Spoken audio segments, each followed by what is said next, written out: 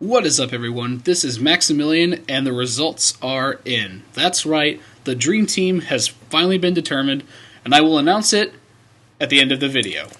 Because honestly, if I did it right now, there'd be no point for you to watch, and you just skip to the end like a little cheater. I know you're going to do that, but don't. Be a trooper. Hold out for another 15 minutes or so.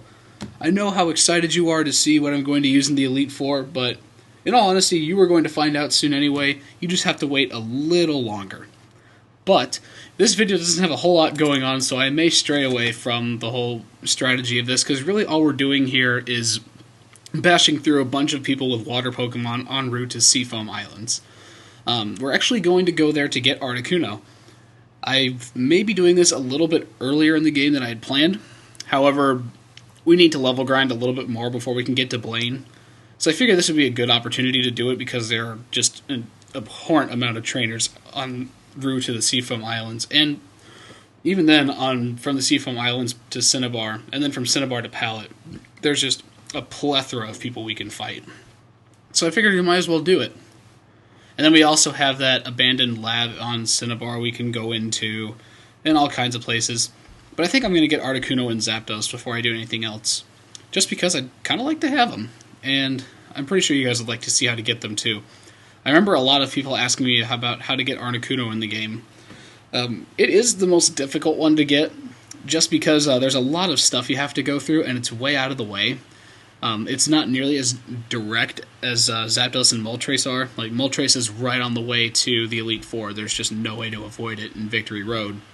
And then Zapdos is in the power plant that's east of Lavender Town, but it's very simple to get to. I mean, it's not like it's a contorted maze or anything. There's no rocks to move. It's just very, very easy. So I figure I'm going to start with Articuno. I'll get Zapdos next just because there's really nothing hindering me from doing so. So that'll be the next thing that we do. And in the meantime, because I got really bored, I decided to teach Snorlax a few TMs. Well, I didn't want to waste just that one TM, so I figured let's duplicate them, because we have the ability to. And I know Snorlax learns Hyper Beam by its own once it gets in the 50s, but I wanted it sooner than later, especially considering his standard attack is ridiculous, and Snorlax plus Hyper Beam equals win. This is definitely one of the best Pokemon to put Hyper Beam on, because it is a normal type. Like, normally, normal type moves don't typecast, I guess, but because he is a normal type Pokemon, he doesn't have a very high special attack, and since Hyper Beam doesn't typecast as anything, it typecasts as normal. It gets a stat boost because Snorlax has such a high special attack, or not a high normal attack, not special attack. So it's ridiculous to say the least. Even though he's only in the 30s, like, he can pretty much take out anything he wants to in one hit. And I figured I'd get a little more creative, so I taught him Seismic Toss, and I'm going to teach him Rock Slide in a little bit. But I actually looked on Bulbapedia to check and see what TMs Snorlax can learn, and this guy is a machine. Like, there are only a handful of TMs that he can't learn. I mean, he can learn Solar Beam, for crying out loud. And he can learn Psychic, too. Like, what is this? This giant, fat teddy bear can spit fire, shoot ice, call thunder from the skies, create beams of light, and use telekinesis? Man, this guy's so much better than I thought he was. Like, he's basically Mew as far as his TM abilities are concerned. Like, he's only got a few that he can't learn, but he can still learn the best ones in the game. It's nuts. He doesn't have the highest special, though, so they aren't exactly the greatest to put on him, but it gives you a bit more diversity when you're fighting other Pokemon, especially in the Elite Four when you have to have a variety of typecasting moves at hand at any given time. So he's definitely a solid choice for the Elite Four if you're ever playing this game. Like, I was really surprised at how versatile Snorlax was. I figured he was just some big fat dude on your way to Fuchsia City that you had to get rid of. But alas, I was mistaken. So, good thing I tried that out. You may be wondering why I'm not just whipping out Dragonair here and using Thunderbolt on everybody. Or even teaching Snorlax Thunderbolt, for that matter. Because really, the only thing we have here is water Pokemon.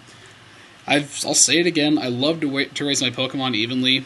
That, and I figure well, Dragonair already knows Thunderbolt, so let's like shake it up a little bit. I don't want to have two of my Pokemon typecasting the same way, even though it kind of happens occasionally.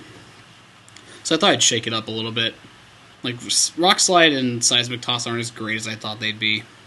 Hyper Beam was definitely as good as I thought it would be, though. So I may change those TMs out, and worst case, I have about 50 million more in my PC back in the Pokemon Center whenever I need to whip out that TM again.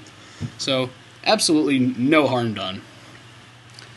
And I am really sorry about the video quality. Maybe it's not nearly as bad as I think it is, but the emulator has been lagging a lot recently, and I can't figure out why. I've just tried everything possible I can think of to smooth things out. It's actually not the screen capture program, it's the emulator. VBA is great because you can play pretty much any game from Game Boy Advance onward back to the past, but the thing about it is it's so inconsistent. There's no really good way to keep a set speed rate for which you're emulating the game. Even if you do frame skipping, it just keeps it at such a variable rate of frame skip, like it'll go from 300% to 150% out of nowhere. And that's kind of what happened in this game. It was fluctuating right around 98, 99%, then occasionally it would drop to like 30 or 50% for a few seconds and go back up. It's very unstable. That's why I miss KGB so much, because KGB, at the very least, could keep things steady. So it produced great video quality, and there's no stupid rote battery message at the bottom either. It drives me nuts. But fortunately, we are so close to the end of this game anyway that we shouldn't have to bear with this for much longer. So after this, if I do decide to do another walkthrough of some kind of Pokemon game, whatever it may be, I'll probably look for something other than VBA. More than likely, I'll try to do KGB, and I won't try to do anything stupid like I did this time, trying to get an Alakazam and all that. But, alas, the consequences for getting too curious. What can you do now? Just gonna grin and bear it and fight with Snorlax because this guy is literally indestructible. It's so ridiculous how good Rest is. And I know a lot of people think that the drawback of staying asleep for 2 turns and not being able to do anything is a bit of a handicap, but that guy is just a pincushion. He can soak up literally anything. Like, the only thing I've found that can actually kill him in one hit is an explosion from a level 143 Electrode. I accidentally happened to run into one when I was looking for a missing note, and that was like the only thing I could think of that can take out a Snorlax at this level in one hit. It's absurd at how much this guy can take. I mean, most Pokemon in like the 50s don't have that much HP. Like, Snorlax is probably, I would have to guess, one of the highest in the game for HP, if not something like Clefable or Chansey. Chansey is probably the biggest pincushion. You can't kill a Chansey. There's just no way. Like, you need to call, like, I don't know, the apocalypse or something to kill a Chansey. Well, whatever. Snorlax is close enough. It's like Chansey's second cousin. That's really awkward. I don't know how that would even be biologically possible, but this is what happens when I make analogies up on the fly. Pardon me. So, I am really liking how the team is looking right now. I love Dragonair so much.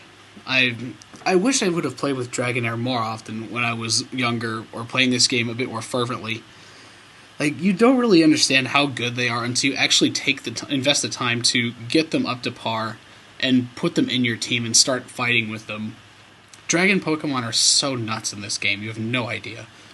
And then Gyarados is, well, technically not a dragon, is one of the strongest water Pokemon out there, if not the strongest, especially in Red and Blue. Probably might even be more so than Blastoise, because he's more defense-oriented. So yeah, Dragon Pokemon are super duper awesome, and Snorlax is a beefcake that has a toolbox of TMs and HMs at his disposal at any given time. So that's a few things that I've learned the past few days. But, outside of Pokemon, the Texas Rangers are going to the World Series, and the Texas Rangers do not equal the New York Yankees, which means I am happy. Yes. And hopefully the Giants can beat the Phillies. If the Giants beat the Phillies and it's Texas, San Francisco in the World Series, then I would care less who wins it. there's just a few teams in baseball that I really do not care for. Basically, the three teams are the Cubs, the Yankees, and the Phillies. I can't stand those teams at all. And if I see them anywhere in the postseason, it just brings sadness. I don't know. Maybe I care a bit too much about sports, but I absolutely hate seeing them in the World Series. And I know some of you may be Phillies fans, Yankees fans, and, well, you Cubs fans, you don't ever see the Cubs in the World Series, so it doesn't really matter. No offense, guys. I love poking Cubs jokes at people all the time. It runs in the family, so this is just a natural thing for me. But, like, to see the same teams over and over again, it gets so old. And especially the Yankees. The Yankees are, like, the most hated team ever in all of sports. Because they've had this history of being really, really good. They've won more World Series than any other team. The Yankees have won 27 World Series. The Cardinals have only won 11, and they're the second most in the Major League. So the gap is just, it's Grand Canyon and then some. There's just no comparison between the history of the team and any other. And I'm guessing that's why people draw so much hate to them, because people tend to hate the good teams. The people love the underdog. Like, I could not believe how much hate I got last year in March Madness because I picked Duke to win the national championship in my bracket. So of course I'm gonna root for Duke because I want my bracket to be right. But it's Butler in the championship game. How can you not root for Butler? And so I drew a lot of criticism because I was the guy who was rooting for the team that beat the underdog. Blah blah blah. People always hate that guy. I guess it's just a natural thing in life. You always want to see the underdog win. You want to see the Rocky story. But it just doesn't happen. And then whenever it does happen, though, it's very satisfying. That's one thing I really love about sports, is the fact that you can always see something great happen. Like, on any given Sunday, as the saying goes. Anyone can beat anyone. I don't know, maybe you guys aren't too big into sports, but I would encourage you to just maybe branch out of the box, find some friends of yours that do like sports, and find something that you can get attached to. It's very fun because of how competitive it is, and also because of how much goes on in there. Like, find something that you're familiar with, too. Like, if you've ever played a sport as a kid, like baseball or soccer or football or whatever, find something that you're familiar with, because it's really hard to get into a sport that you're not familiar with. Like, for me, I've basically never played soccer, so it's very hard for me to appreciate soccer because I don't really know all that's going on. But I used to play baseball all the time, so I love baseball because I know it like the back of my hand. I love baseball. I play in intramural softball leagues in college just because it's fun, and I enjoy the game so much, even though there's really nothing riding on it. I play it on the B team for my house just because we have a lot of people playing for our organization. But it's so much fun. Sports are just a great way to connect with people and socialize. And it allows for a great competitive atmosphere. Competition is great. Maybe you guys should get into that, I don't know. But hey, I mean, we got other things you can compete in too. I compete in Magic the Gathering tournaments. I'm a nerd. I'm going to admit it. I'm pretty sure like you guys all have things you compete into, like Call of Duty, game battles, that kind of thing. Get involved in something, because competition is so healthy for you. It gets you fired up, it gets you excited, and if nothing else, it's a great stress reliever. Here's some more College Advice 101. If at any time you're working on a project or some kind of paper or project, homework assignment, whatever, you name it, make sure you have some kind of stress outlet. So like every few hours or so, just stop what you're doing, go play Call of Duty, go outside and ride a bike, throw a football, do something for like an hour and a half that involves absolutely no critical thinking whatsoever. Especially if it involves competition, because that's a great way to put your stress from doing work in like school or something on something else. When you can channel that stress into something else that doesn't really matter, it is a great way to keep yourself focused and to keep yourself from going insane. So here we are at the Seafoam Islands. We're going to get Articuno in the next episode because we are out of time, but now it's the moment you've all been waiting for. So, the Elite 14 is as follows. We're going to keep the obvious Charizard and Mew, because I told you we were going to keep them. The number one vote getter in the poll was Dragonite. Duh. Who didn't see that coming? Second most was Gyarados. Another one, it was kind of obvious. We had a three-way tie for the last two spots. Snorlax was the first place in the three-way tie, and Lapras.